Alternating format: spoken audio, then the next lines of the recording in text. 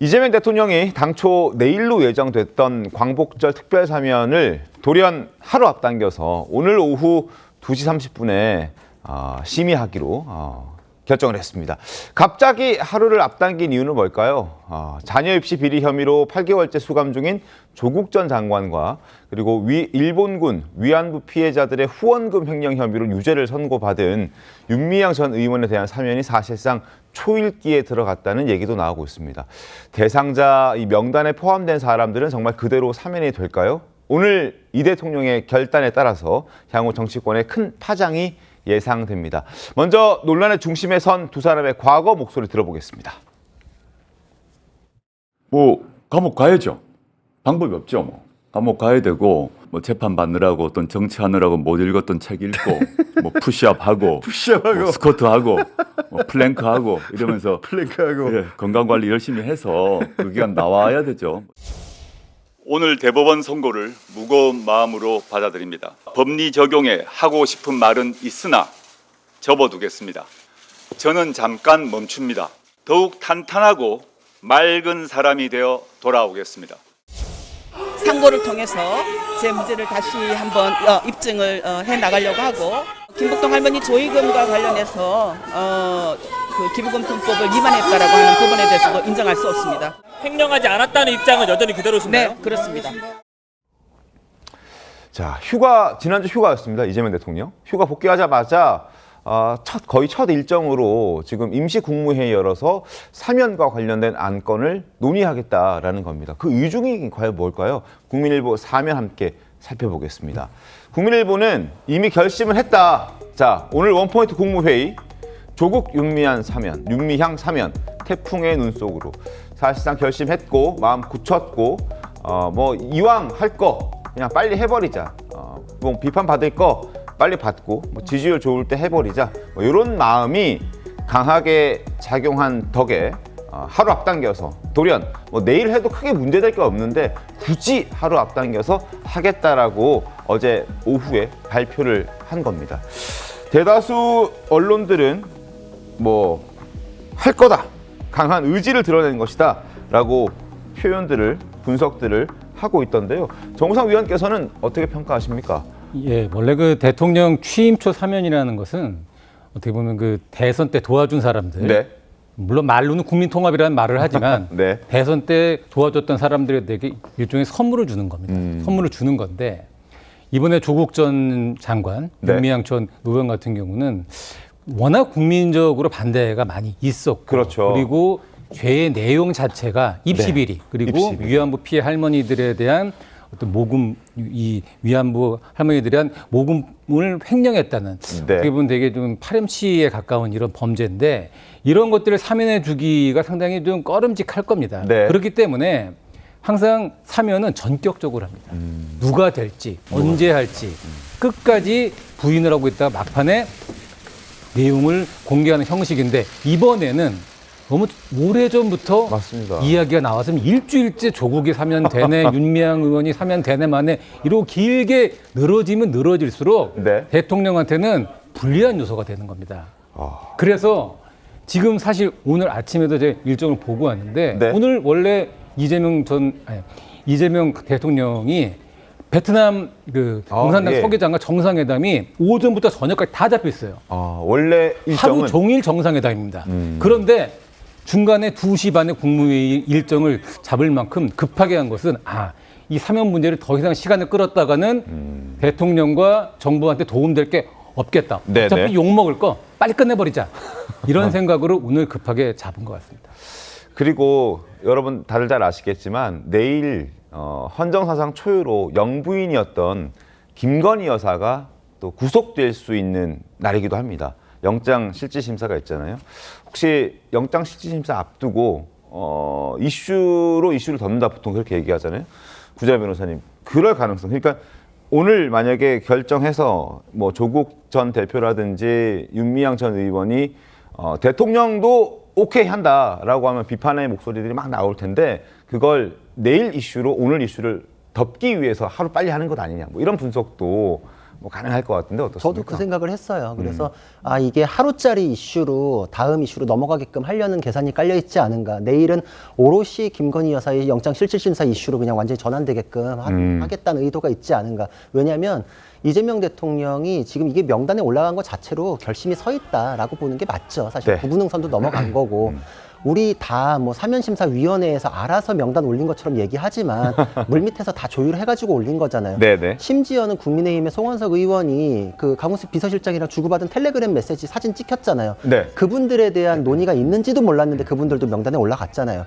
그런 의견 수렴해가지고 명단 짜가지고 올려서 요식행위처럼 진행되는 거 다 아는데 이미 이런 분들이 명단에 올라갔다는 건 이재명 대통령이 사면해주자라는 마음이 서서 명단에 올렸고 그런데 그게 일찍 공개돼가지고 정치권의 논란뿐만 아니라 지지율에도 큰 영향을 미칠 수 있다는 우려가 있기 때문에 이슈는 이슈로 덮고 설득하고 양해를 구하는 것보다 저질러 놓고 용서받고 지나가는 게 훨씬 낫다. 이제 정치적으로 아마 그런 생각을 했겠죠. 근데 그만큼이 국민들에 대해서 의견을 반영하겠다는 의지가 없는 것, 오만함으로 네. 비춰질 수밖에 없다. 우리 최동석 처장에 대해서도 이슈 끝난 거 아니고 아무것도 해결되지 않았지만 우리가 소비할 수 있는 정보의 양이라는 게 한정돼 있고 언론도 항상 그 이슈만 다룰 수 없잖아요. 그러니까 지나간 것처럼 그냥 간주를 해버리는 거거든요. 이 사면 이슈도 그런 식으로 아마 하려는 것 같은데 그거에 대해서 마일리지가 차곡차곡 쌓일 거기 때문에 앞으로 국정 동력에 있어서는 큰 타격이 있을 것이다 이렇게 생각을 합니다. 알겠습니다. 자, 국민의힘 두 사람의 사면에 대해서 비판의 목소리를 내고 있습니다. 한번 들어보시죠. 파렴치한 범죄로 교도소에 수감된 것이 작년 12월입니다. 징역 2년형을 선고받고 아직 형기의 30% 정도밖에 채우지 못한 상황입니다. 조국 전 대표가 독립운동을 했습니까? 민주화운동을 하다가 감옥에 갔습니까? 양심범입니까? 사상범입니까? 조국 전 대표의 사면은 광복절 특사가 아닙니다. 빚쟁이들의 청구서를 처리하는 대선 청구사 특사일 뿐입니다. 자, 조국 전 대표 혐의가 입시 비리입니다. 입시 비리. 입시 비리와 병역 비리. 우리나라에서는 영린 같은 거죠. 함부로 건드렸다가는 큰일 나는 그런 문제인데 심지어 실제로 그 유승준 씨 있잖아요. 스티브 유. 지금 병역 비리 때문에 한국에 못 들어오게 된 지가 벌써 23년이나 됐답니다. 근데 그 사람은 사면 지금 아직 되지 않고 있잖아요. 조국 전 대표, 정경심 교수, 전 교수 지금 입시 비리로 재판에 넘겨졌고 실형이 선고됐고 한 사람은 이제 가석방으로 나왔고 조 전 대표는 지금 8개월째 수감 중인데 사면하겠다라는 부분에서 논란이 되고 있습니다. 자, 국민의힘에서는 떳떳하다면 오늘 국무회의도 공개하라고 요구를 하고 있지만 대통령실에서는 비공개로 할 방침인 것으로 전해지고 있습니다. 다 공개할 필요까지는 없다라는 대통령실의 입장이었는데 어쨌든 조 전 장관의 경우는 제가 조금 전에 말씀드렸듯이 굉장히 큰 공분을 사고 있습니다. 왜냐하면 자녀의 입시 비리 혐의로 죄를 범했기 때문에 징역 2년형을 선고받았고 현재 수감 중인 상황입니다. 게다가 조 전 대표 같은 경우에는 아직까지도 그 혐의를 인정하고 있지가 않습니다. 자, 조 전 대표 목소리 그리고 과거 딸 조민 씨의 목소리까지 들어보겠습니다. 저는 사실은 이런 것 자체에 대해서 사실 전혀 모르고 있었습니다. 제가 아이 교육에 대해서 좀 그 점에 있어서는 무관심한 편이었습니다. 근데 이번 도대체 어떤 일이 벌어졌는가 저부터도 궁금하여 이번 2, 3주 동안 꼼꼼히 한번 확인해보고 보았더니 그 당시 상황이 그랬다는 것입니다. 10대 고등학생 아이가 당시 입시 제도 하에서 이리 뛰고 저리 뛰고 해서 인턴을 구해서 뛴 것, 그 자체를 두고 저희 아이를 비난하는 것은 좀 저로서는 과도하지 않은가 이런 생각을 애비로서 생각합니다. 저는 봉사활동이나 인턴을 하고 나서 받은 것을 학교에다가 제출했습니다. 위조를 한 적도 없습니다. 표창장으로 의사가 될 수는 없습니다. 그 당시에 입시에 필요했던 항목들에서의 제 점수는 충분했고 그리고 어떤 것들은 넘치기도 했습니다. 저때 그 2019년도, 2020년도 공분 대단했었습니다. 시청자 여러분들도 기억하실 텐데요. 조국 전 대표의 딸 조민 씨 그리고 조 전 대표의 아들까지도 입시 비리에 연루가 되면서 의전원 뭐 여러 가지 문제들, 부산대, 고려대 등등등 너무나 많지 않았습니까, 장현주 변호사님? 그렇죠. 사실 그렇기 때문에 여권 내부에서도 조국 전 대표가 사실 뭐 입시비리나 이런 거 관련해서 유죄 확정을 받은 것은 맞지만 네. 그 당시에 검찰로부터 과도한 수사를 받았던 것 아니겠느냐라는 공감대도 분명히 있습니다. 특히나 조국 전 대표의 가족들이 사실상 멸문지와 수준의 고통을 감내했던 것 아니겠느냐라는 부분에 대해서는 여권 내부에서의 어느 정도 공감대가 분명히 존재하는 것 같고요. 뭐 이 부분에 대해서 일단 대통령 입장에서도 오늘 많은 또 고심 끝에 결단을 내릴 것으로 생각은 드는데 당연히 국민들 입장에서는 이 부분을 받아들이시는 분들도 계실 것이고 또는 이걸 왜 해줘야 되느냐라고 또 반발하시는 국민들도 분명히 계실 것이기 때문에 그런 부분에 대해서 또 민심을 잘 살피는 것도 대통령의 또 결단의 몫이라고 생각을 합니다. 그렇기 때문에 오늘 오후에 국무회의에서 어떤 결단이 나오더라도 사실 이 부분에 대해서 또 정치적인 책임도 또 결단을 하는 사람의 몫이기 때문에 대통령이 여러 가지 복합적인 상황을 판단을 해서 특히나 이제 정치인들에 대해서 사면이 나오는 것이기 때문에요. 아마 여야 공이 어느 정도 균형감 있는 정치인들에 대한 사면은 분명히 나오지 않을까라는 생각은 듭니다. 알겠습니다. 정상훈 의원님, 조금 전에 저희가 조국 전 대표랑 조민 씨의 목소리를 들어봤는데 아이의 교육에 대해서 무관심했다라고 얘기를 합니다. 그런데 그 혐의 내용을 쭉 보고 대법원에서도 확정 판결 받은 거 보면은 조민 씨 같은 경우에는 표창장 위조도 직접 했고 아들 같은 경우에는 외국에서 시험도 대신 봐주지 않았습니까? 이게 무관심했다 볼 수 있나요? 글쎄요, 이제 그 조국 전 장관 입장에서는 무관심했다고 볼 수가 있겠지만 네. 저는 이제 저런 그 과정들 쭉 보면서 그 소위 기득권, 네. 소위 강남에 잘 나가는 자제분들은 저렇게 할 수 있을 겁니다. 아빠가 무관심하고 엄마가 무관심해도 표창장 위조하고 네. 뭐 인턴 경력서 허위로 발급하고 할 수가 있을 겁니다. 그러나 대한민국의 99.9% 보통 사람들은 네. 자식을 대학에 보내기 위해서 표창장을 위조를 한다. 그리고 어디 번듯한 데다 인턴 경력서를 받기도 쉽지가 않습니다. 네, 네. 그런 사람들의 관점에서 저희가 저 사건을 봐야지 뭐 민주당 일부 의원들 같은 경우에 저 보통 저렇게 잘 나가는 사람들은 보통 저렇게 하는 거였다. 아하. 그때 이런 식으로 설명들을 했었죠. 네. 저런 것들이 범죄라고 얘기하기도 뭐하다.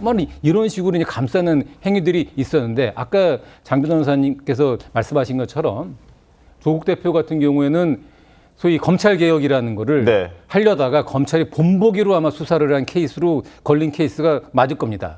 그래서 탈탈탈탈 다 털어보니 저런 문제들이 나왔는데 네. 검찰이 보복적 수사를 했다고 해서 있는 죄가 없어지는 건 아닙니다.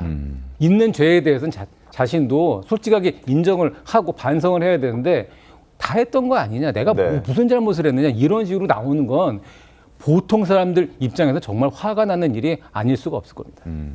그리고 저거에 대해서 검찰과 연계하는 것도 좀 무리다 이런 생각을 해요. 왜냐하면 처음에 이 사건이 시작된 건 언론 보도에서 시작됐거든요. 그리고 처음 시작된 거는 저도 기억하는 거는 사모펀드에 관련된 그렇죠. 수사로 거기서 시작을 나왔고 했고 그리고 논문 일저자라는 게 언론에 네. 나왔고 그러니까 무슨 고등학생 일저자야 라면서 수사가 시작됐는데 네네. 여기서 문제는 뭐냐면 보통 가족이 문제된 사건 같은 경우에 가족 중에 가장이 내가 총대 맨다라고 해서 어느 정도 인정을 하면 그 이후로 수사가 번지지 않아요. 근데 여기서 문제는 끝까지 부인했기 때문에 그럼 부인하면은 당연히 증거를 통해서 입증해야 되니까 수사를 더 할 수밖에 없죠. 근데 그러고 나서 밝혀진 혐의가 너무 중대해서 가족이 뭐 멸문지화가 됐다? 그건 본인이 인정하지 않았기 때문이죠. 그리고 오히려 저는 이런 사건에서 아버지가 안고 가는 경우는 봤는데 부인이 안고 가는 경우는 또 굉장히 독특했다. 근데 부인이 안고 가가지고 조국 장관은 사실 형량 2년이 굉장히 그것 때문에 영향을 받아서 선처받은 거예요. 그러니까 이거를 강하다라고 하는 건 본인이 부인했기 때문이죠. 그리고 이거는 부인했기 때문에 사건이 커진 거에 대해서 민주당 의원들이 참전해가지고 사건을 키운 면이 있어요. 이거에 대해서 결백하다 아니다 있는 사람들은 다 누릴 수 있는 열린 기회에 불과하다 뭐 이런 식으로까지 했잖아요. 네. 그러니까 그것 때문에 사건이 커졌는데 그 결과로 인해서 마음의 빚을 느껴가지고 사면을 논한다는 거는 결국은 그냥 우리가 남이냐 민주당끼리끼리 다 이렇게 해주는 거지 라는 건데 입시비리란 죄명을 놓고 보면 사면 대상으로 거론할 수가 없어요. 그럼에도 불구하고 해준다? 그럼 숙명여고 쌍둥이는 어쩔 건데요? 지금 최근에 시험지 유출돼서 구속된 학부모는 어쩔 건데요? 네네네. 다 구속돼가지고 그분에 대해서는 누구 하나 뭐 손 한 번 잡아주지 않아요. 그냥 잘못했다고 다 인정하잖아요. 네. 근데 여기에서 정치인이기 때문에 풀어준다? 그럼 조국은 지지세가 있는 정치인이라서 풀어준다 치는데 정경심은 뭔가요? 당원도 아니에요, 심지어. 일반인이에요, 민간인. 네네. 국민통합에 무슨 기여를 하죠? 그리고 여기에서 또 풀세트로 껴있는 최강욱 의원은 네. 조국 대표하고의 인연 때문에 그 범죄에 끼어든 거지 자녀하고 직접 뭐 공모를 해가지고 범죄를 했다? 상식적입니까? 근데 나는 무관심해서 몰랐다? 끝까지 부인하는 거예요. 저런 태도야말로 사면에 부적합하다는 걸 본인 스스로 드러내는 겁니다.